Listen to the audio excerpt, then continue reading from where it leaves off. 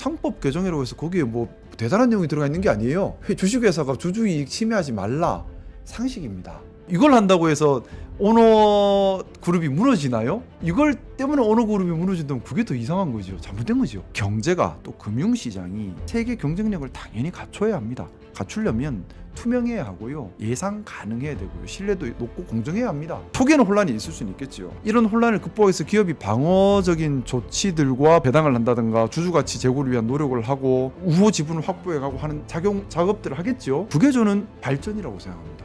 저는 그래서 좀 요즘 헷갈려요. 상법 개정 본질을 보면 주주의 권리를 지킨다. 주식회사의 주인은 주주. 주식회사가 주주의 권리를 함부로 해야도 어떻게 할 수 없다. 그게 더 이상한 거예요. 상법이나 이런 경제 이야기 할 건데 또 어렵게 모신 김에 우리 정치 이야기도 좀 많이 여쭤보겠습니다. 어서 오십시오. 반갑습니다. 네. 힘든 시기에 우리가 뉴스로 의원님 많이 봐서 예. 네, 뭐 지금도 그 시기가 끝났다 하기는 어렵지만 우리 정치가 또 우리 사회가 밝게 나와주셔서 너무 감사드려요. 방금 보니까 네네. 의원님 내일 거치 관련돼서 예. 이거 여쭤봐도 되나요? 제가 조심스럽습니다, 사실. 저는 안 가봤기 똑같습니다. 내일 거치 관련해서 뭘 발표하신다는데 제가 여쭤봐도 되겠습니까? 아니면 내일 하실 거면 제가 뭐 넘어가겠습니다. 일단 뭐 제가 뭐 말씀을 주시니까 네. 말씀을 먼저 올리면은 저는 좀 정말 국민들께 도움되는 정치인이 되고 싶습니다. 오래 정치하는 사람보다는 짧게 하더라도 정말 도움되는 역할을 하는 정치인이고 싶은데, 그게 이제 제대로 된 진짜 민주 보수 정치인으로서 네. 뭐 제가 생각하는 보수 정치라고 하는 건 제가 여러 차례 뭐 기회 될 때마다 얘기를 하고 있는데, 그 사회가 지켜야 할 내재적 가치와 원칙을 잘 지켜가는 것이라고 생각합니다. 근데 이거 내재적 가치와 원칙이라고 하는 것은 바뀌는 거죠. 네, 물론. 2025년에 지켜야 될 가치와 1950년에 지켜야 될 가치는 다를 겁니다. 2025년에 우리가 지켜야 될 가치, 민주주의, 법치, 공정한 사회, 합리적인 사회, 또 개방되고 포용되고 자유로운 사회, 이런 가치들을 잘 지켜서 사회가 안정적으로 또 신뢰도 있게, 그래서 외국 기업들도 쉽게 투자할 수 있는 투명도 높은 사회를 만드는 것이 보수의 역할이라고 저는 생각을 가지고 있습니다. 그런데 좀 대한민국 정치가 좀 그러지는 못했지 않습니까? 그래서 제가 속해 있는 국민의힘을 그런 당으로 만들고자 많은 노력을 저대로는 하고, 또 그렇게 만들려고 계속해서 노력하는 게 제 의무라고 생각을 했습니다. 하지만 좀 제 바람과는 달리 네. 실망스러운 모습들이 많았고요. 그래서 도저히 제가 아무리 노력해도 그런 희망을 발견할 수 없는 극단적인 상황이라면 거치에 대한 결정을 할 수밖에 없다라는 생각이 있었고, 그래서 지난달 말에 당에 4가지 요구를 했습니다. 네, 첫째는 윤석열 대통령을 제명함으로써 보수의 제대로 된 가치 방향성을 제시를 하시라. 그리고 두 번째는 계엄 해제에 적극적으로 나서지 못했고, 또한 탄핵을 반대했지 않습니까? 당론으로. 네. 또 여러 가지 음모론에 기대했습니다. 또 사회 갈등을 조장했습니다. 이런 점에 대해서 원내 지도부가 진지하게 대국민 사과를 하셔라. 그리고 원칙을 어긋난 경선 또는 야합 이런 것들을 하지 않겠다고 약속을 하셔라. 그리고 지금 경제가 너무 힘듭니다. 그래서 추경 빨리 편성을 하고, 더해서 지금 서민 경제가 다 무너지고 있거든요. 여기에 대한 대책 서둘러 내야 한다. 이런 4가지 요구사항을 말씀드리면서, 이 4가지 요구사항이 받아들여지지 않으면 제가 5월 3일을 라인으로 제시를 했었는데, 그때까지 받아들여지지 않으면 거취에 대한 고민을 할 수밖에 없다는 말씀을 드렸고, 저의 마지막 충정이란 마음으로 간곡하게 말씀을 드렸는데 좀 받아들여지지는 않았어요.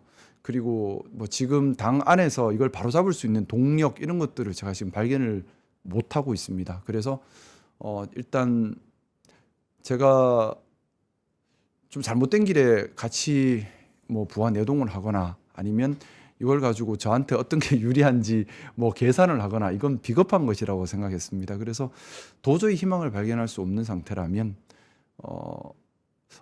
거치에 대해서 얘기를 할 수밖에 없지 않겠는가 해서 내일 일단 그렇게 결정을 하려고 하고 있고요. 내일 현충원에서 저는 현충원이라는 공간이 정말 특별한 공간이라고 생각합니다. 저는 대한민국에서 정말 특별한 이제 대한민국을 위해서 헌신하고 희생한 분들을 기리는 공간이 크게 보면 2군데가 있는 것 같은데요. 하나가 현충원이고 또 하나가 광주에 있는 5.18 묘역이라고 생각합니다.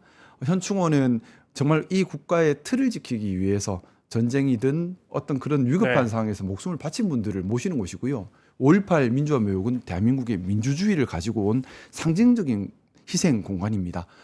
이 두 가지 공간이 저는 정말 의미가 있다고 생각을 하고 있고, 그래서 지금 내일 일단 현충원 참배를 하면서 나라를 위해 희생하신 선열들께 솔직한 제 마음을 또 속으로라도 말씀드리고 싶고, 또 마음도 좀 다 잡고 싶고, 그런 생각으로 현충원에 참배를 한 후에 기자님들 뵙고 좀 편하게 질의응답, 뭐 아무래도 궁금해하시는 분들도 계실 수 있을 것 같아서요. 네. 시간을 가지려고 하고 있습니다. 보수라는 게 내재적 가치와 원칙을 지키는 것이다. 저는 이제 좀 진짜 그 얘기를 좀 드리고 싶어요. 지금 무슨 보수냐 진보냐 얘기를 쉽게들 하시지 않습니까? 먹고 사는 게 중요한데 무슨 보수냐 진보냐 얘기를 하는데, 저는 이거 중요하다고 생각해요. 왜냐하면 여기에 대해서 정확하게 우리가 개념 정립이 되어 있지 않으면 사회 갈등으로 비용이 계속해서 낭비가 되고요. 사회의 역동성도 사라집니다. 저는 보수라고 하는 것은 기본적으로 그 사회의 안정적인 틀, 그러니까 제가 말씀드렸던 것처럼 민주주의와 법치주의, 공정, 합리, 개방, 포용, 자유 이런 것들이 확보가 되면 얼마나 그 사회의 신뢰도가 높아집니까? 외국 기업이 투자하기 좋고요. 경제가 안정이 되고 사회가 안정이 됩니다. 이건 바탕입니다. 보수가 이걸 탄탄하게 지켜줘야지만 진보는 시대 정신을 고민한 새로운 도전을 할 수가 있습니다.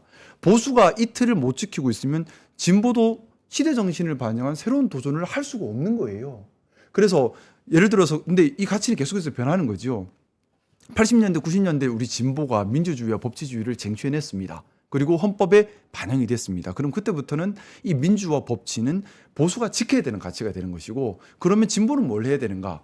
진보가 지금 민주주의와 법치를 얘기한다는 것은 저는 그것도 시대착오라고 생각합니다. 지금 진보가 고민해야 되는 것. 지금의 시대 정신이 뭘까요? 저는 지금의 시대 정신, AI와 로보틱스, 그리고 이런 새로운 큰 패러다임 변화로 일어나는 모든 사회의 근본적인 변화, 이것이 지금의 시대 정신이라고 생각합니다. 그러면 우리 사회 각 분야에서 진보적인 고민이 나와야 합니다. 시대 정신을 반영한 그런 다양한 창의적인 아이디어들이 나와야 됩니다. 진보는 틀려도 됩니다.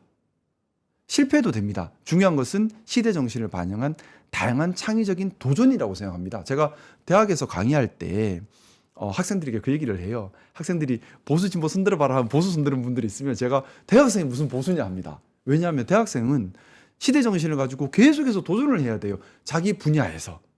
그래서 예를 들어 내가 뭐 컴퓨팅을 하고 있는 학생이면 그 분야의 시대 정신을 반영을 한 기존의 틀을 넘어서는 새로운 혁신적인 아이디어가 뭐가 있을까 도전을 할 수 있어야 되고요.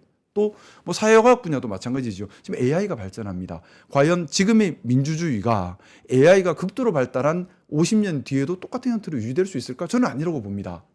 지금의 사법제도가 AI가 극도로 발달한 50년 뒤에 그대로 유지하는 것이 효율적이고 합리적일까? 저는 아니라고 그렇지 봅니다. 않겠죠. 자, 그럼 이런 고민들은 누가 해야 되느냐? 시대 정신을 반영한 진보 성향의 우리 학자들이나 아니면 시민들께서 자기 분야에서 도전을 해주셔야 돼요. 틀려도 됩니다. 다양한 아이디어들이 나와야 돼요. 그건 이제 검증의 단계를 거치겠지요. 그래서 검증을 해서 다시 우리 사회가 다 같이 동의해서 받아들이면 또 그때 50년 뒤에 보수는 또 그걸 지키려고 해야겠죠. 이렇게 보수가 틀을 유지하고 그 안정적인 틀 위에서 진보가 계속 도전을 해 나가면 네. 진보가 보수에 생명력을 주는 거예요. 또 보수는 진보가 도전할 수 있는 터전을 마련해 주는 겁니다. 저는 그렇게 해서 이 사회가 투명하고 깨끗하고 안정적이면서도 동시에 혁신적인 도전이 계속되는 그런 사회가 되어야 한다고 생각하고, 지금 특히 중요할 때입니다. 왜냐하면 AI 혁명이 한 해 한 해 다릅니다. 이건 1차 산업혁명, 2차 산업혁명, 3차 산업혁명, 우리 그런 얘기 하잖아요. 저는 이거 다 합친 것보다 훨씬 더 크다고 생각합니다. 민주주의의 본질도 바꿀 것이고요. 노동의 본질도 바꿀 겁니다. 이제 노동 소멸 사회로 갈 겁니다. AI와 로보틱스가 결합되어 버리면 노동이 소멸을 합니다. 예전에 뭐 제르미 리프킨 교수가 노동의 종말이라는 책을 네, 썼는데 네. 그 단계가 아니에요. 완전히 소멸하는. 그러면 인간의 가치, 노동의 가치, 또 경제 운영의 원리를 어떻게 할 것인가에 대한 새로운 생각들이 나와야 합니다. 그런데 이런 생각들이 나오려면 그 사회가 먼저 일단 이 민주주의, 법치주의, 공정, 합리, 개방 이런 것들이 탄탄하게 자리를 잡아야지 이런 도전들을 할 수가 있는 겁니다. 근데 지금 제가 우리 사회를 보면서 너무 안타까운 것이 보수는 보수 역할을 못하고 진보적 도전은 사라져 버렸습니다. 지금 이 사회의 진보가 80년대, 90년대 진보가 얘기했던 민주주의와 법치주의를 아직도 얘기를 하고 있어요. 네, 이유는 보수가 민주와 법치를 지키지를 못하다 보니까 또 공정과 합리와 개방과 포용과 이런 것들을 지키지를 못하다 보니까 진보가 세월을 거슬려서 다시 민주주의 지키겠다고 있는 거예요. 그래서 우리 사회가 지금 계속 80년대 정치돼 버린 거죠. 80년대로 다시 돌아가 버린 거 아닙니까? 저는 2025년에 대한민국이 1980년에 되돌아가 버린 것 같습니다. 86년 같습니다. 네, 저는 네. 그건 너무 안타까운 거예요. 지금 그럴 때가 아니거든요. 지금 대선도 마찬가지입니다. 대선 후보들이 치열하게 토론해야 되는 것은 AI와 로보틱스 그리고 변화하는 대외 환경에 우리가 어떻게 할 것인가. 이게 지금 정말 중요한 네, 겁니다. 근데 토론이 없어요. 그 얘기는 없고 키높이 구두 얘기가 나오고요. 네. 무슨 야합 얘기가 나오고요. 너무 안타까운 거죠. 그리고 우리 사회가 우리가 경험해보지 못한 위기에 지금 직면했습니다. 축소 사회의 위기에 직면했습니다. 예전에는 정치가 역할을 못해도 상관없었어요. 사회가 계속 성장하니까 어떻게든 돌아갑니다. 그 예전에는 우리나라 기업들 강했어요. 어떻게든 돌아갑니다. 근데 지금은 아닙니다. 사회가 인구가 줄고요. 지역이 소멸하고요. 산업이 소멸하고 있습니다. AI와 로보틱스로 인해서 더 소멸의 속도는 빨라질 수 있습니다. 더해서 기업의 경쟁력은 극도로 악화되고 있습니다. 중국의 성장 무섭습니다. 자, 그러면 이대로 가만히 두면 사회가 무너지고 경제가 무너지고 경제가 무너지니까 사회가 무너지고 서로 악순환의 고리에 빠지기 쉽습니다. 그러면 이걸 건지는 것이 뭐냐? 이게 정치의 역할이에요. 네. 정치가 이럴 때 우리 사회가 힘을 어디로 모아야 할지 방향성을 제시하고 그 모은 힘으로 어떤 구체적 실행을 할지에 대한 길을 열어야 합니다. 이게 정치의 역할입니다. 그런데 반대로 정치가 더 망가뜨리고 있어요. 12월 3일 내란 사태가 벌어졌습니다. 안 그래도 힘든 사회 더 힘들어지고요. 안 그래도 무너진 경제 더 무너지고요. 안 그래도 대외 신인도가 위협에 처했는데 더 무너져 버렸습니다. 정치가 사회와 경제에 다 부담을 줘버리고 있는 거예요. 그러다 보니 정치가 사회를 망가뜨리고 사회가 경제를 망가뜨리고 망가진 경제가 또 정치를 망가뜨리는 악순환의 고리에 빠져 있는, 저는 그래서 대한민국 건국 후에 지금이 가장 위험한 시기다. 좀 그런 두려움을 느끼고 있습니다. 죄송합니다. 제가 말이 길었습니다. 저희가 꼭 듣고 싶은 또 드리고 싶은 질문들입니다. 네, 하나씩 여쭤볼게요. 우리 네. 댓글에서 그러면 보수가 그 길을 갈 수 있도록 나가지 말고 그 안에서 싸워 주셔야지라는 댓글이 있었거든요. 제가 지난 한 6개월 치열하게 싸운 것 같은데요. 동력을 발견하지 못하고 있어요. 벌써 거의 한 6개월 6개월 됐네요. 예. 네. 근데 이걸 저 혼자 할 수가 없어요. 동력이 필요합니다. 동력이라고 하는 것이 결국에는 당원들의 모임, 당원들의 뜻이나 또는 당을 유지하고 있는 기관 조직의 뜻이나 또는 원내 국회의원들의 뜻이나 이런 뭔가 동력이 있어야 하는데 그 동력을 만들려고 부단히 애를 썼지만 제가 지금 느끼고 직면하고 있는 현실은 동력이 보이지 않습니다. 일단 당원들도 이제 좀 맹목적인 어떻게 보면 이게 되게 우리 정치가 나쁜 걸 쌓아왔어요. 뭐냐면 쉬운 정치를 한 겁니다. 정책을 실행하고 그걸 통해서 성과를 내서 국민들께 신뢰를 얻어가는 게 진짜여야 하지 않습니까? 그리고 그 정책이라고 하는 것은 가치 방향성을 가지고 있어야 하고요. 그런데 그런 어려운 정치를 한 것이 아니라 정도의 정치를 한 것이 아니라 외부의 적을 만듭니다. 또 내부의 적을 만듭니다. 적이 있으니 단결하라 이렇게 가버립니다. 너무 쉽죠. 너무 쉬워요. 네. 그래서 저는 지금 반공, 1950년대 반공을 아직도 우리 국민의힘 안에서는 많이 얘기합니다. 근데 북한이 너무 힘이 없잖아요. 그러니까 반중까지 가지고 옵니다. 그런데 제 주변에 저는 공산혁명을 꿈꾸는 사람 본 적이 없어요. 그 언제부터 이렇게 근데 왜 아직도 공산혁명을 들어와죠? 예, 뭐 일부라고 믿지만 네. 그러니까 이런 틀을 벗어나야 하는데 저는 국민의힘이 그걸 벗어나서 제대로 된 건강한 보수 정당으로 뭐 수권 정당이 아니라도 건강한 견제 야당 견제의 역할이라도 해야 된다고 생각을 했는데 사실은 좀 그 희망의 길을 찾지를 못하고 있고요. 제가 지난 이제 4월 4일 탄핵 이후에 제가 이제 한 달이 지난 것 같은데요. 한 달 내에 지금도 꼬추름한데 밤에 계속 불면증이 많아요. 근데 그렇게 고민하면서 길을 찾으려고 애를 썼던 것이 어떻게 하면 국민의힘을 건강한 보수로 되돌릴 수 있을 것인가, 아니면 만들어갈 수 있을 것인가, 개혁 보수란 것이 할 수 있을 것인가를 고민했는데 일단 제 역량으로는 네. 한계를 느꼈습니다. 그래서 저는 지금 판단 기준이 하나입니다. 제가 국회의원으로 활동할 수 있는 기간이 제한적이에요. 하루하루가 너무 소중합니다. 이 하루, 단 하루라도 국민을 위한 역할과 활동을 해야 한다고 생각합니다. 아까운 시간들이 가고 있는 거거든요. 그런데 제일 중요한 것, 제가 국민들을 위해서 어떤 역할을 어떻게 하는 것이 정말 도움이 되는 것인가, 이 고민들을 하고 있고요. 지금 내린 결론은 제가 국민의힘에서 더 이상 노력을 한다고 해서 국민들께 도움되는 역할을 할 수 있을 것인가 하는 회의에 네. 좀 빠져서 있습니다. 그래서 이제 국민들께 도움되는 길을 찾아야죠. 앞서 저 진보의 가치가 AI나 로보틱스 이렇게 혁신해서 찾아야 한다는 말씀. 네, 저희는 3프로 TV라서 저희는 그 분야에 대해서 아주 관심이 많습니다. 정말 게다가 중요하다고 생각합니다. 의원님 또 지역구가 울산이시잖아요. 네네네. 우리나라를 대표하는 제조업과 생산의 도시인데 지금 뭐 분위기는 썩 좋지 않죠. 경기나 이런 게. 뭐 다행히 이제 조선업이 조금은 살아나고 어, 있는데요. 그렇군요. 네, 이제 네. 미국 이제 군함 뭐 수리 수주나 네. 이런 기대감 때문인 것 같습니다. 하지만 본질적인 해결책이 아니에요. 이게 저는 머지않아서 완벽하게 사람을 대체하는 로봇 노동자가 등장한다고 보고 있습니다.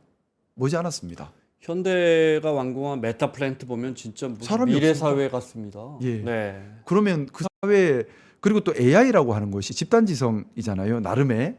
그리고 사람은 다 공부를 시켜야 되는데 얘는 하나만 해놓으면 다 복제해서 써버립니다. 그리고 사람보다 훨씬 우수한 판단력과 종합적 사고력을 갖추겠지요. 당연하게. 그러면 가장 발달한 AI를 가진 나라가 세계를 지배하게 되지 않겠습니까? 저는 그게 폭발적으로 올라가는 시점이 연구개발 자체를 AI 스스로 할 수 있는 시점부터는 이제 인간이 통제할 수 없는 시점이라고 생각하고 있습니다. 이미 그 시점에 도달한 것 같긴 한데, 뭐 연구개발, 사람이 100년을 거쳐서 연구해야 될 것을 AI가 1분 만에 연구하면서 치고 나가버리면 도대체 AI가 뭘 하고 있는지 우리는 알 수가 없는 겁니다, 이제는. 그런데 그렇다고 통제만 한다, 우리가 통제한다고 통제되는 게 아니잖아요. 다른 나라들은 또 치고 나갑니다. 그러면 뭐 혹자는 그런 얘기도 하더라고요. 이거 원자력처럼 위험하니 AI 선진국들이 나중에는 협약으로 우리까지만 할 수 있고 나머지 꺾어버릴 수도 있다는 얘기를 하던데, 어떤 형태가 되었든 AI 분야에서 우리가 혁신적인 사회 변혁을 선도하지 못하면 네. 새로운 식민지가 될 수도 있다는 생각을 저는 두렵게 가지고 있습니다. 이런 건 어떻습니까? 우리가 자동화 이야기하시고 로봇 이야기하셨지만 사실 이제 뭐 앞서 노동의 해체도 이야기하셨고 숙련의 해체가 된 게 벌써 한 20, 30년 된 것 같습니다. 자동화되고 그렇죠? 네, 울산의 한 공장이라고 가정을 하고 맞습니다. 자동화되고 로봇화돼서 과거에 노동자를 1000명 쓰던 공장이 이제 100명 쓴다면, 그런데 그 기업이 올리는 부가가치는 똑같다고 가정을 하죠. 그러면 고용은 90%가 줄었습니다. 네, 우리 사회는 이걸 어떻게 대처해야 합니까? 예를 들어 세제라든지 정책이라든지. 네. 그러니까 제가 말씀드린 것처럼 노동소멸 사회가 되는 겁니다. 그러면 이제 여기에 대한 다양한 아이디어들이 나와야 돼요. 근데 저는 기본적으로 보수 정치를 지향하는 사람입니다. 뭐냐면 저는 그렇게 창의적인 아이디어를 갖고 있지는 못해요. 그런데 창의적인 아이디어들이 다양하게 도전이 되려면 말씀드렸던 것처럼 지금 사회 틀이 또 지켜져야 됩니다.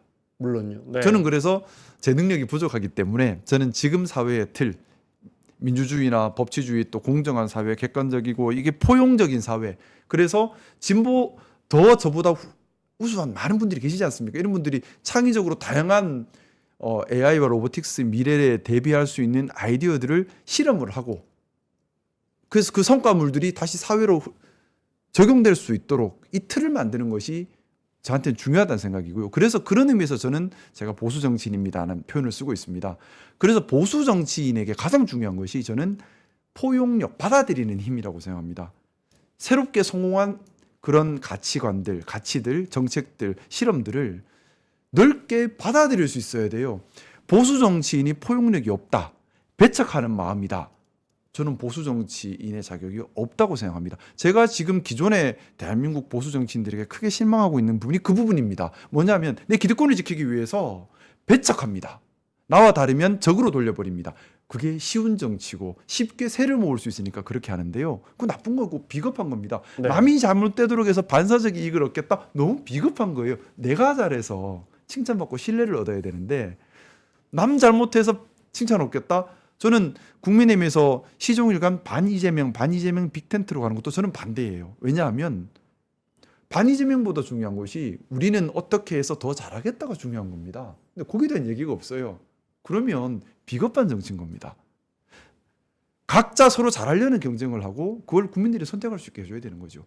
저는 진보는 이 변화하는 패러다임에 맞춰서 정말 다양한 만 가지 아이디어들로 실험을 하고 또 보수는 그 실험이 가능하도록 토대를 만들고 성과를 받아들일 수 있도록 문을 열어서 네. 포문을 갖추는 것이 정말 중요하다고 생각하고요. 그렇기 때문에 이념이 필요 없는 2025년이지만 도리어 지금 우리는 이념에 대한 기준은 가지고 있어야 된다는 생각입니다. 그래서 내가 보수주의자라고 생각한다면 잔악계나 포용력 그리고 2025년에 지켜야 될 가치가 무엇인가. 예를 들어 진보에서 포스트 민주주의에 대한 다양한 도전을 했는데 그 도전의 결과 선거하지 말자는 제안을 할 수도 있겠죠. 하지만 그건 위험해. 선거는 필요해라는 검증 단계가 필요하잖아요. 그게 보수에서 해야 될 역할인 겁니다. 민주주의 중요하다. 이거 피로써 얻은 민주주의 중요하다. 포스트 민주주의에 대한 도전 존중한다. 하지만 민주주의의 가치가 함부로 훼손돼서는 안 된다라는 갑론을박의 검증 과정이 필요한 겁니다. 그게 네. 보수가 해야 될 역할인 거죠. 또 진보는 그러면 아니 지금 세월이 바뀌었는데 언제까지 이런 과거의 선거제도에 집착할 것인가? 새로운 이런저런 아이디어가 있다. 자, 당신들의 우려는 내가 이해한다. 그럼 이거는 어떠냐? 하고 나올 수 있는 게 또 진보의 모습이어야 한다는 거죠. 지금 우리 사회에 그런 모습이 없어요. 지금 보면 어느 분야 할 것 없이 혁신이 멈춰버린 사회가 되어버렸습니다. 혁신이 멈추면 역사의 진보도 멈추는 겁니다. 혁신은 촉진되어야 하고요. 혁신이 촉진되려면 우리가 보수의 기준과 진보의 기준을 정확하게 가지고 서로 존중하면서 같이 가야 된다고 생각합니다. 그래서 저는 2025년에 지금 반공을 얘기하고 지금 그건 정말 역사의 발목을 잡는 죄라고 생각하고 있어요. 제가 이런 얘기들을 기회 닿는 대로 저희 선배 동료 정치인들께도 많이 말씀을 드리고 있는데 다 아시지 않나요, 사실은? 고민들을 많이 하시는 것 같은데 그걸 깊은 실행 단계로 가지를 못하시고 또 눈앞에 현안에 휩쓸려 가는 경우도 네. 많은 것 같고 좀 정말 안타깝습니다. 지금 뭐냐면 이 시대의 위기를 풀어갈 수 있는 열쇠는 사실은 정치가 방향을 잡고 사회의 함의를 모으고 사회의 힘을 모으고 그쪽으로 밀어붙여야 되는데 도리어 다들 뭐 집안 싸움에 기득권 싸움에 다음으로 못 나가고 있어서 저는 국민들 뵐 때마다 죄인 같습니다. 로봇 관련해서 하나만 더 여쭤보자면 네. 유럽 의회는 이미 오래전부터 이제 예를 들어 뭐 이 공장에서 고용은 절반으로 줄었는데 생산은 또는 부가가치는 매출은 똑같다고 가정했으면 결국 해법은 우리가 일자리 잃은 5명을 우리 사회가 더 보살펴야 한단 말이에요. 네. 맞습니다. 재고용 뭐 재교육부터 시작해서 수많은 복지까지 그 비용을 어디서 얻을 것이냐.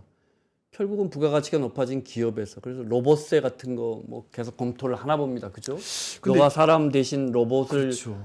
해서 부가가치를 냈으니 결국 우리가 생각할 수 있는 게 그럼 거기서 세금을 더 받는 거 기업이 어쨌든 부가가치를 일정하게 내고 있으니까 돈을 더 버니까 네 이런 부분은 어떻게 보십니까? 저는 그 부분에 대해서 참 의미 있는 논의라고 생각하고 있고요. 근데 이 논의에 전제가 있습니다. 뭐냐면 전 세계가 경쟁을 하고 있기 때문에 이게 한 나라만 그런 규제를 강화해 버리면 이 나라가 도태돼 버립니다. 네. 그래서 이게 사실 국가 간의 협력과 기준 틀이 정말 필요한 테마라고 저는 생각하고 있습니다. 과세 부분도 마찬가지입니다. 도리어 지금 뭐 세상은 반대로 움직이고 있어요. 다시 뭐 신제국주의란 말이 나올 만큼 찢어지고 있는 중이긴 네. 한데 이 부분에 대해서 정말 위기감을 느끼고 있다면 특히 선진 국가들끼리 모여서 여기에 대한 기본적인 틀을 만들어야 되지 않을까. 그래서 예를 들어 AI가 되었든 로보틱스가 되었든 적극적으로 활용해서 수익을 낸다면 그거를 과세를 하되 한 나라에서 물론 과세를 할 수밖에 없겠지만 그 과세를 모아서 뭐 전 세계에서 같이 우리나라보다 못 사는 나라들도 많습니다. 개발도상국도 있고 같이 살아야 되는 부분들이지 않습니까? 이걸 기본적으로 전 세계가 키높이를 맞추면 그때는 기능할 수 있지 않을까라는 생각하는데 좀 이상적이긴 합니다만 이런 논의도 필요할 수 있지 않나 싶습니다. 네. 저는 진보의 논의가 이런 거라 생각해요. 진보의 논의라는 것이 반드시 현실적으로 할 수 있는 걸 전제할 필요 없습니다. 틀려도 되고 거칠어도 되고 실현 가능성 없어도 돼요. 아이디어를 자꾸 내야 됩니다. 그럼 그 중에서 맞고 실현 가능성한 아이디어가 나올 수 있습니다. 저는 기본적으로 여기에 대해서는 좀 전 세계적으로 같이 좀 기준을 만들어야 되지 않을까. 뭐 한 나라에서 우리가 AI 개발하지 말자 한다고 개발 안 하는 거 아니거든요. 또 개발합니다. 반대로 우리가 말씀 주셨던 것처럼 과세를 심하게 해버리면 개발하는 기업들이 해외로 다 나가버리겠죠. 미국에서 개발하겠죠. 또 도태되거든요. 이거는 각 나라 간에 좀 기본적인 기준을 같이 맞춰 나가야 되지 않나. 근데 미국이 트럼프라서 트럼프 대통령 이야기하셨으니까 트럼프 대통령이니까 그 본질적인 의미의 보수는 분명히 아닌 것 같아요. 저는 트럼프 아닌 것 대통령이 같습니다. 제시하는 수많은 정책 방향들 물론 그 중에는 정말 우리가 받아들이기에는 어이없는 것도 있고 네. 전혀 논리적이지 않은 것도 있지만 예. 저런 정책은 어떻게 제가 생각도 못한 아이디어를 내잖아요. 트럼프 대통령이 그런 면에서 보면 기존의 보수라는 것이 이제 우리 사회 아까 내재적 가치와 원칙을 지키는 거라고 하셨는데 그런 면에서 보면 트럼프라는 정치인은 오히려 진보에 가까운 사람이 아닌가. 저는 보수 진보라는 표현을 쓰기 어려운 사람이라고 생각하고 있습니다. 네, 왜냐하면 철저하게 이익 중심이거든요. 그러네요. 본인 이익에 맞으면 움직이고 아니면 꺾어버리는 거니까. 근데 미국만 그런 게 아니라 예를 들어 우리나라도 지난번에 상법 개정이 좌절됐습니다. 네. 저는 그 이해를 할 수 없어요.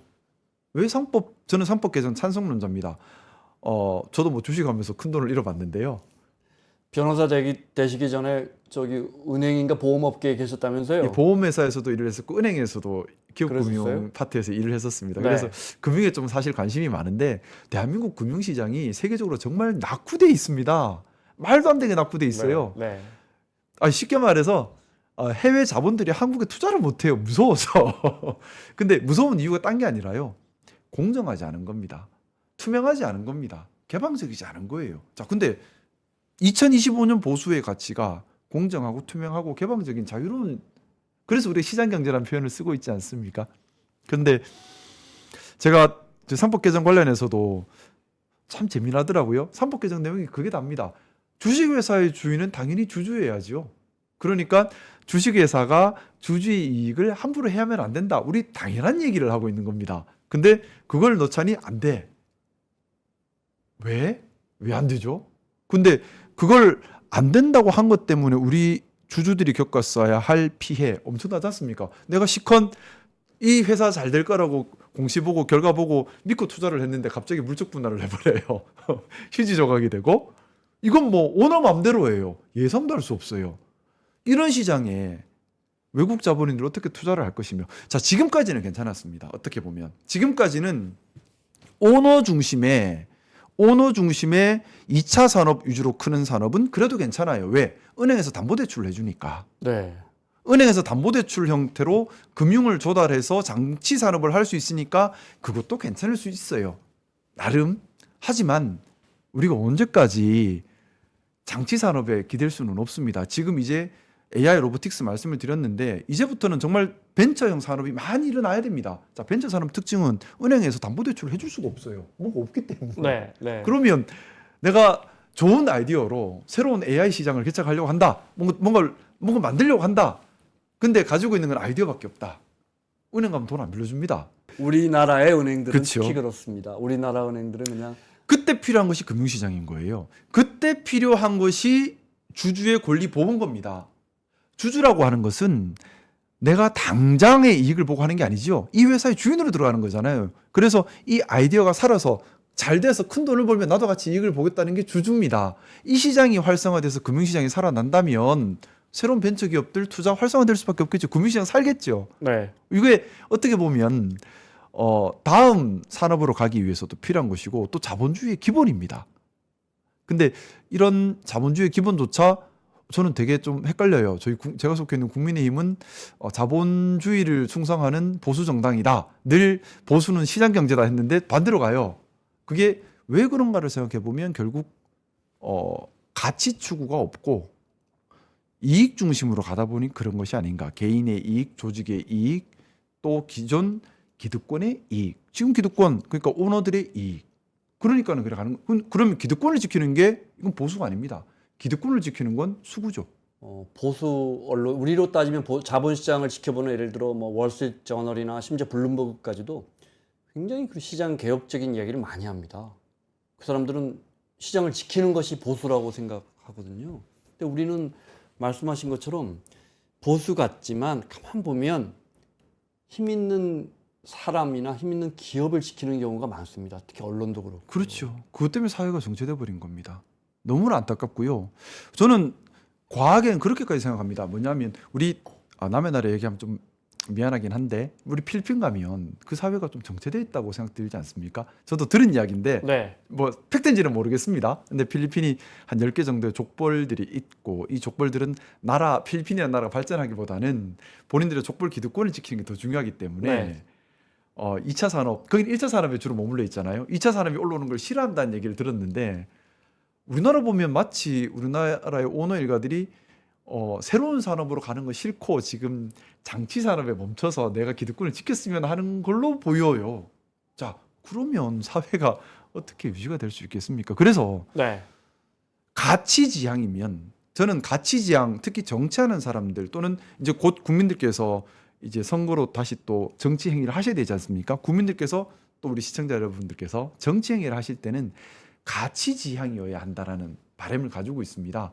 자, 그러면 가치 지향이라면 시장 경제를 지향한다면 정책도 시장 경쟁 지향이나 가치를 지켜가는 쪽으로 정치 행위를 힘을 실어 주셔야 되는 겁니다. 저는 네. 그래서 좀 요즘 헷갈려요. 상법 개정 본질을 보면 주주의 권리를 지킨다. 주식회사의 주인은 주주. 그리고 주주의 권리를 지키는 건 상식이거든요. 당연한 겁니다. 주식회사가 주주의 권리를 함부로 해야도 어떻게 할 수 없다. 그게 더 이상한 거예요.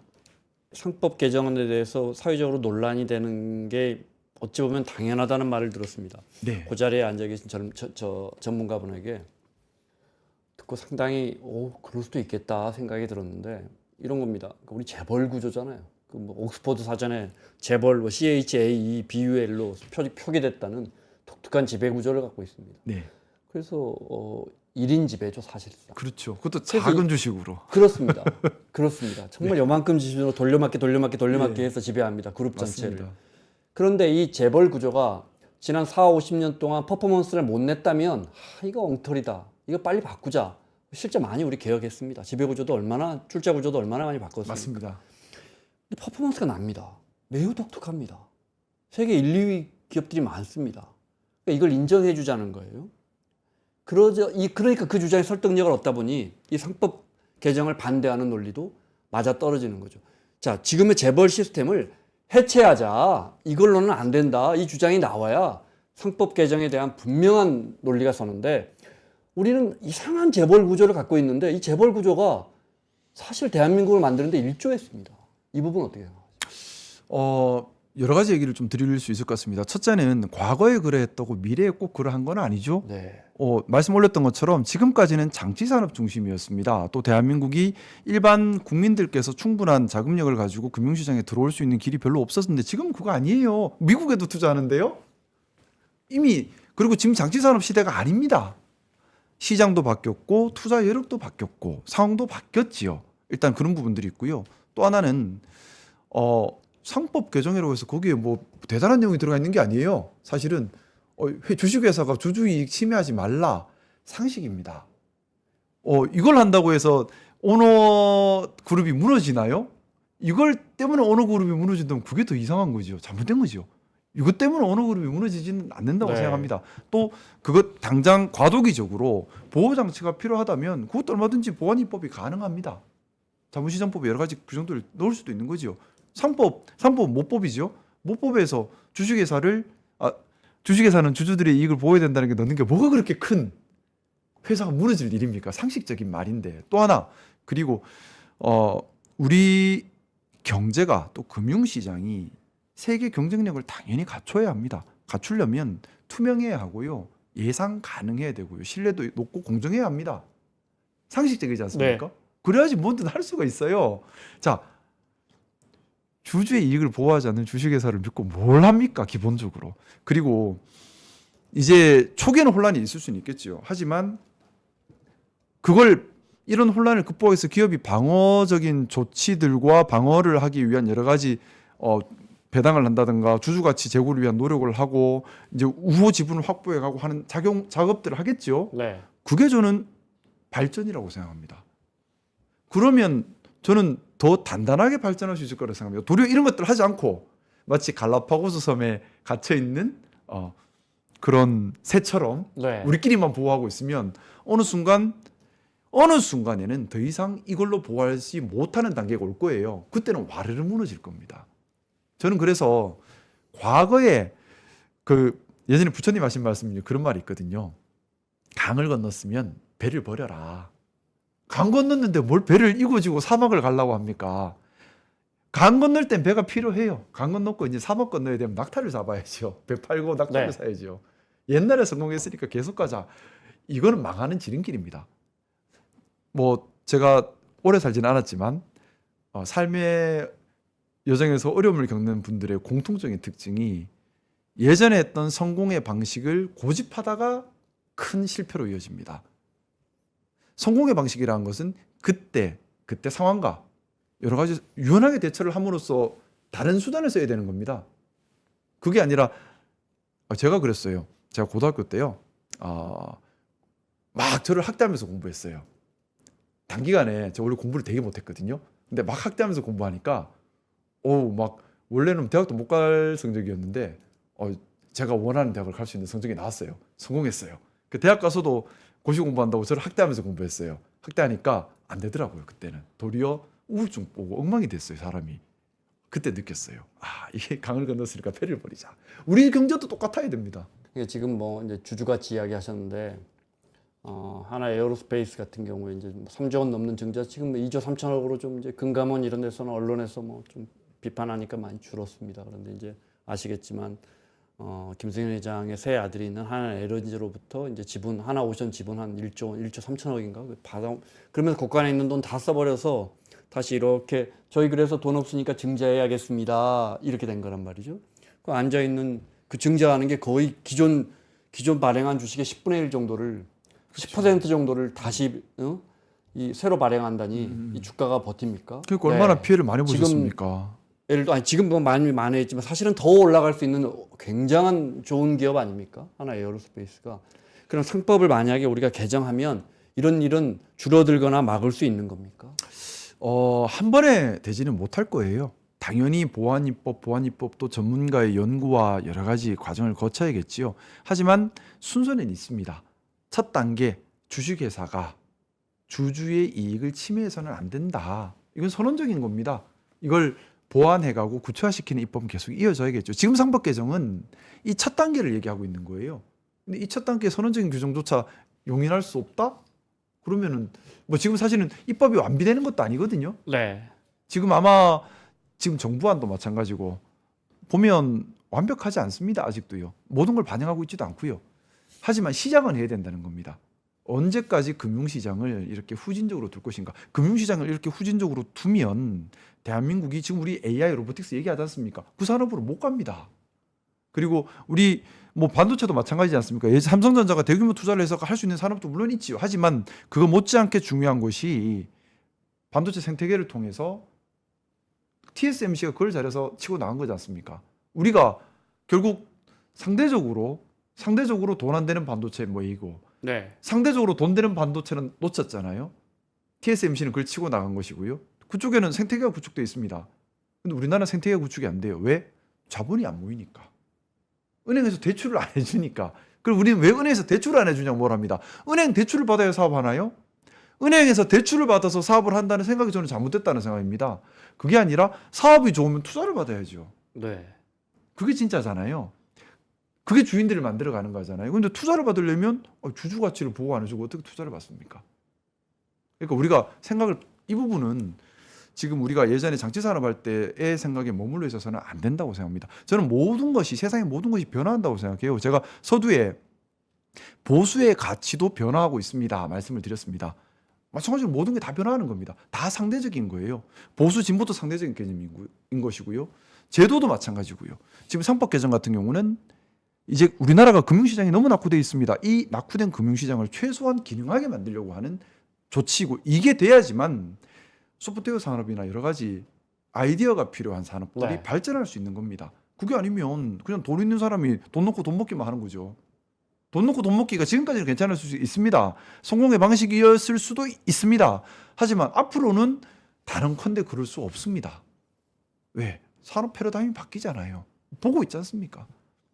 저는 그것 때문에 3법 개정 급하다고 생각하고요. 뿐만 아니라 보안 입법들도 네. 후속 연구가 많이 진행이 되어야 한다는 생각입니다. 우리 금융시장은 앞서 말씀하신 것처럼 어떤 미래 가치를 판단하는데 저는 무능하다고 생각하지 않고 게으르다고 생각합니다. 그리고 이제 네.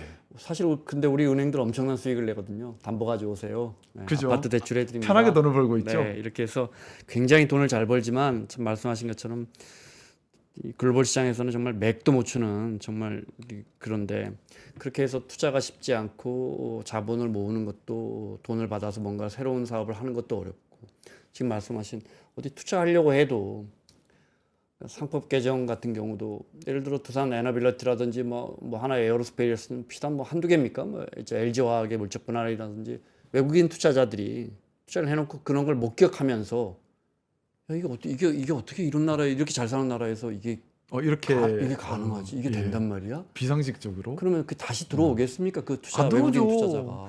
정말 안 들어오죠. 그리고 우리가 한때 이거 오래됐어요.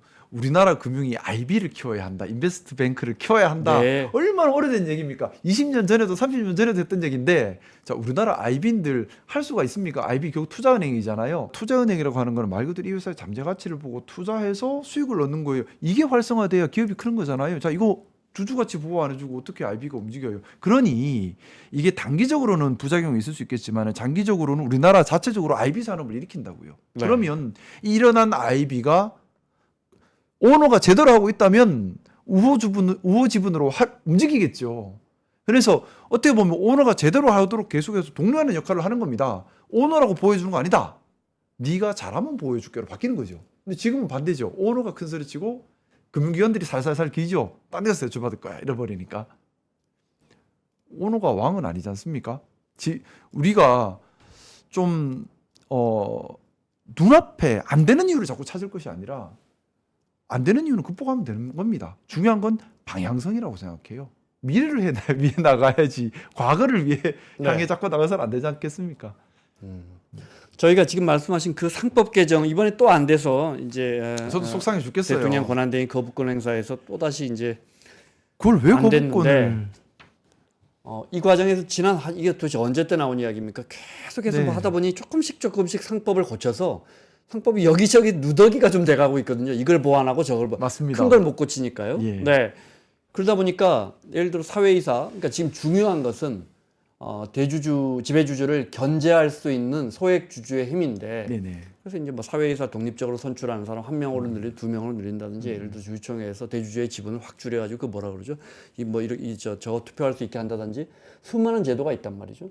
그래서 그런 것들 때문에 자본시장에서 해외 투기 세력이나 이런 것들이 들어와서 M&A에도 노출되고 또 뭐랄까 뭐 감나라 배나라 뭐 투자하려는데 뭐 배당 더해라 이러면서 오히려 경영의 효율성이 떨어질 수 있다. 우리 제게는 이런 말을 하거든요. 이 부분 네네. 어떻게 보십니까? 물론 그럴 수도 있겠죠. 물론 그럴 수는 있습니다. 뭐 외국의 기업 사냥꾼들도 있고요.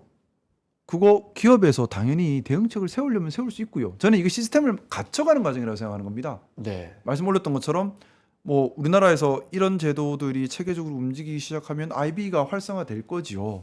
또 국민들의 주식 정말 주주로서 움직이는 그런 주주들이 많이 또 늘어날 거라 생각합니다. 다 우호 지분이 될 수 있어요. 오너만 잘하면. 네. 그것은 기본적으로 기업의 몫이다 이렇게 보시는 그렇죠. 겁니까? 그리고 기업은 네. 당연히 거기에 경각심을 가지고 해야 한다고 생각합니다. 왜냐? 100% 자기 게 아니잖아요. 주주들이 돈을 내서 주주 말 그대로 회사의 주인입니다. 네. 회사 주인 눈치 안 보고 일하는 모습이라는 게 더 이상한 거 아닌가요? 그게 이제 참 그 유럽이나 미국의 그리고 저는 보완책은 네. 얼마든지 나올 수 있다고 생각합니다. 예를 들어 뭐 소액 주주들이 여러 가지 뭐 정보 공개 청구를 한다든가 장부 열어보자 하고 뭐 장부 열어보자 하면 장부 관리 잘했으면 되는 거죠. 그리고 소액 주주들 뭐 주장하는 것들 결국에는 소액주주가 어떤 주장을 하려고 하더라도 다 본인도 시간과 비용이 드는 일들입니다. 실익이 없다면 계속하지는 않을 거예요. 악의적 네. 목적이 아니라면. 자, 그런 것들은 얼마든지 보완입법으로 또 해결 가능한 부분들이고요. 그것 때문에 아예 하지 말자. 이거는 뭐 정말 뭐 무서워서 장 못 담그는 거랑 같은 거라 생각합니다. 알겠습니다. 네. 저희 저 질문지에 없는 건데 축소 사회 이야기 하셨잖아요. 네네.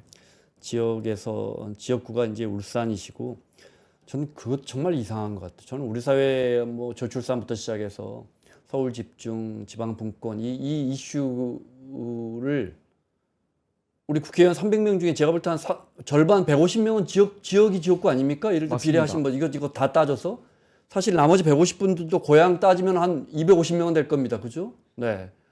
그런데 우리가 이야기하는 정책 이슈들은 전부 국가적이거나 서울 중심의 이야기만 하거든요. 지역은 축소가 아니고 축소 사회라고 하셨지만 소멸이죠. 사실은 소멸입니다. 예, 맞습니다. 젊은 사람들 다 빠져나가고 예. 대학 하나, 호텔 하나, 백화점 하나가 지금 세계 뭐 10대 경제 대국이라는데 이게 존립이 어렵거든요. 맞는 말씀입니다. 근데 왜 국회의원분들은 이런 이야기를 안 합니까? 그러게요. 좀 그 많이 정책적인 하셔야 이야기만 되는데. 나오면 사실 뭐 맞습니다. 정책도 아니고 진짜 제가 늘 공감하는 싸우기만 부분입니다. 하지만, 네. 진짜 공감하는 부분이고요. 이게 사실 단순히 각 지역마다 지역 이기주의로 접근할 부분이 아니에요. 본질적인 부분이거든요. 그러니까 이 부산이 지역구인 분들은 나와서 올 한 해 부산에서 청년이 몇 명이 빠져나갔다. 이거 어떻게 할 것이냐고 저 장관 뭐 차관한테 따져야 되는 거 아닙니까? 그거를 뭐 당연히 따져야 되고 이거를 해결을 해야 되는 게 중요하지 않겠습니까? 결국 지역에 있으면서 저도 지금 느껴지는 것이 뭐 제 지역구인 울산 같은 경우도 젊은 사람들을 보기가 힘듭니다. 젊은 사람들이 많이들 떠나고 있는데 참 여러 가지 요인들이 겹쳐 있어요. 교육, 또 의료, 또 복지, 일자리 다 겹쳐 있어요. 그래서 뭐 요거는 저 개인적인 생각입니다. 저 개인적인 생각으로는 이걸 다 만족시킬 수도 없고 또 지방의 인구는 사실 줄 수밖에 없다고 봅니다. 이건 어쩔 수 없는 현상인 네. 것 같아요. 결국에는 뭐 거점별로 편의시설이나 교육시설이나 의료시설을 모아 갈 수밖에 없지 않을까. 근데 좀 이 기회에 좀 이 말씀을 저 드려보고 싶은데 서울에 저 이제 국회의원 한다고 서울에 와 있잖아요. 네. 아이고 서울 살기 힘들어요. 집값을 얼마나 비싼지 또 물가는 얼마나 비싼지 이건 뭐 엄청 힘들더라고요. 근데 뭐 울산 같은 경우만 하더라도 서울보다 집값이 훨씬 쌉니다. 물가도 훨씬 쌉니다. 사실은 뭐 울산 같은 데서는 결혼하는 게 그렇게 어려운 문제가 아니에요. 근데 서울은 제가 봐도 결혼 못 하겠어요, 다들. 그거 어떻게 감당을 해? 네. 그러다 보니까는 이게 또 저출산으로 또 이어지는 것 같아요. 결국 일자리 문제 해결, 교육, 복지 이런 걸 해결을 해 나가야 되는데 제가 지금 좀 문제로 보고 있는 것은 이걸 조율해 갈 수 있는 컨트롤 타워가 없는 것 같다라는 겁니다. 뭐냐면 아까 말씀드렸던 것처럼 각 지역구 의원들은 자기 치적 사업으로 시설 하나 더 유치하는 데만 집중하다 보니까 유치하고 애먹는 시설들이 들어와요. 뭐냐면 유치하면 치적이죠. 그 다음에는 유지비 감당이 안 돼요. 인구를 주는데 맞습니다. 아니 네. 예를 들어 인구 10만 명밖에 없는데 빙상장 지어서 뭐 하게요? 지으면 치적이죠. 근데 해마다 수십억씩 그럼 그 다음에 다른 걸 못 하는 겁니다. 그러니까 그 관리하는 돈 계속 들어가요. 그렇죠. 근데 네. 보면 지역에 그렇게 낭비되는 시설 사업들 경쟁이 너무 심해요. 또 돈이 많이 새고 있어요. 뭐 불필요한 축제도 많고요.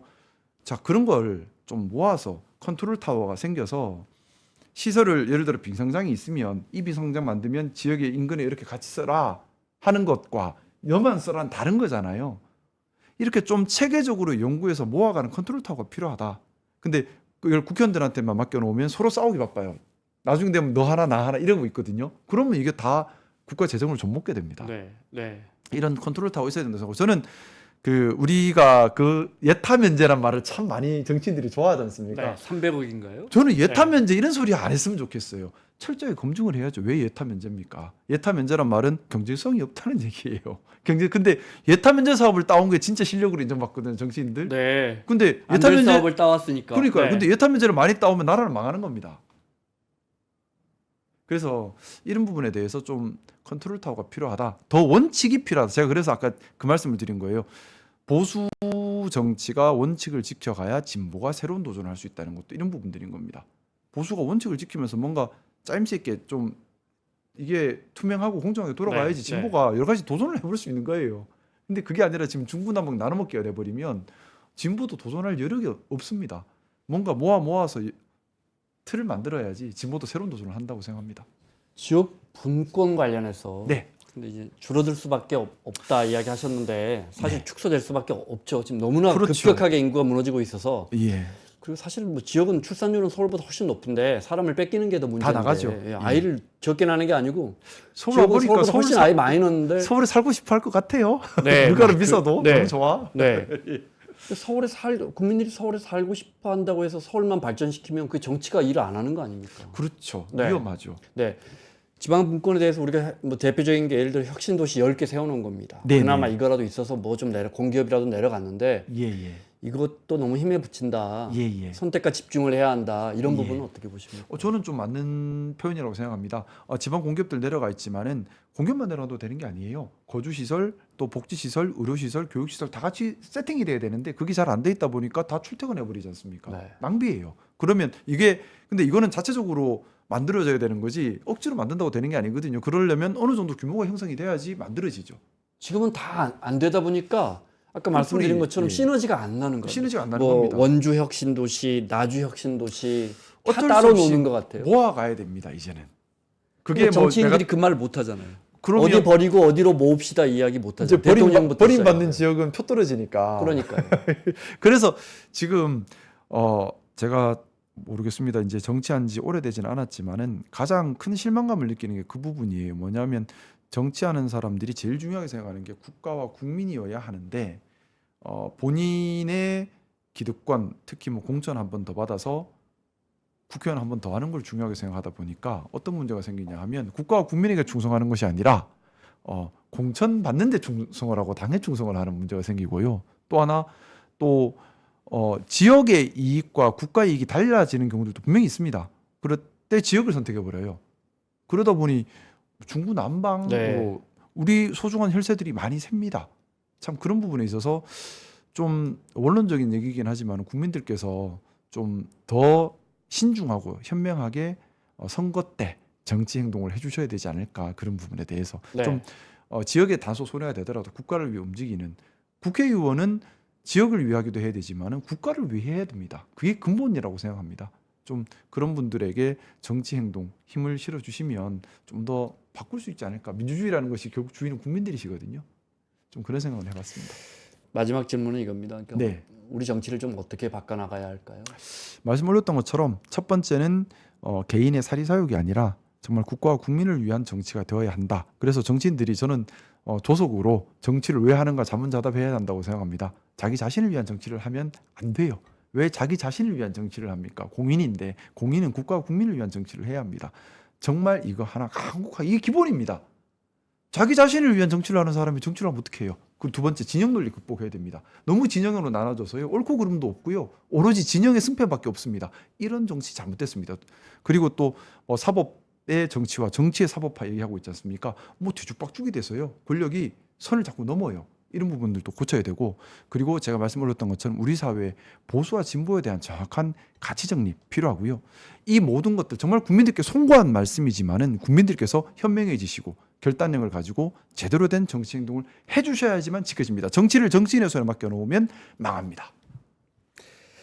정치를 정치인의 손에 맡겨두면 망한다. 여기까지 듣겠습니다. 국민의힘 김상욱 의원과 함께했습니다. 고맙습니다. 감사합니다.